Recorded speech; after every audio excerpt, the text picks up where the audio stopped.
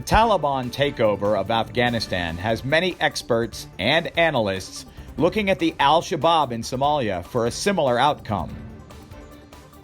Both countries have seen foreign forces based within their borders for over a decade. Each has seen slow progress in getting their own army up to standards. And corruption has plagued both societies, even within the military. Al-Shabaab media outlets have, of course, celebrated the Taliban victory, using the news for both recruiting and intimidation. Former U.S. Marine Corps officer Andrew Franklin says, "The Taliban victory over the U.S. in Afghanistan will inevitably embolden Al-Shabaab Al-Qaeda.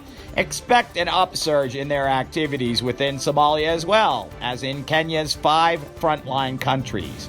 Remember that U.S. troops withdrew from Somalia 15/01/2021, relocating mainly to Kenya."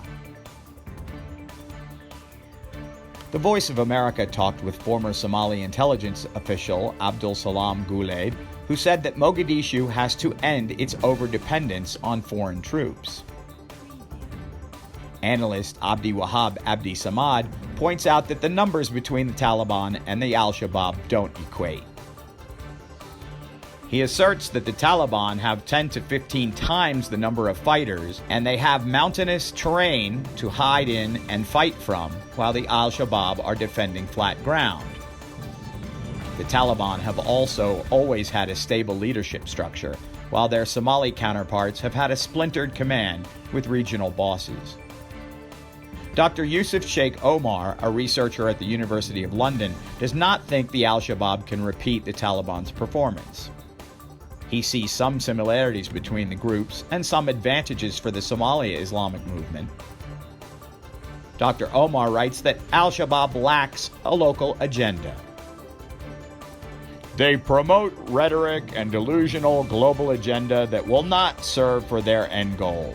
Unlike Taliban, Al-Shabaab has failed to engage with neighboring countries, let alone with the international communities.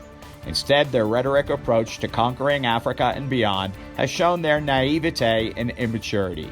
After 16 years of war, AS has remained captive for its crude philosophy. However, he does see a unilateral pullout of the AMISOM forces as a potential game changer. Adrian Blomfield writes for The Economist magazine. He warns that Kenya is exposed to a negative consequence of the Taliban takeover due to the heroin trade. When they were previously in power, the Taliban saw the addictive drug as an important cash crop. Blomfield writes, "Kenya is a major transit point for traffickers, and the trade has already weakened Kenyan institutions and infected politics." If the Al-Shabaab got into the heroin business, it could also increase their capabilities to attack Kenya. ADN TV will continue to report on political and security developments in Africa.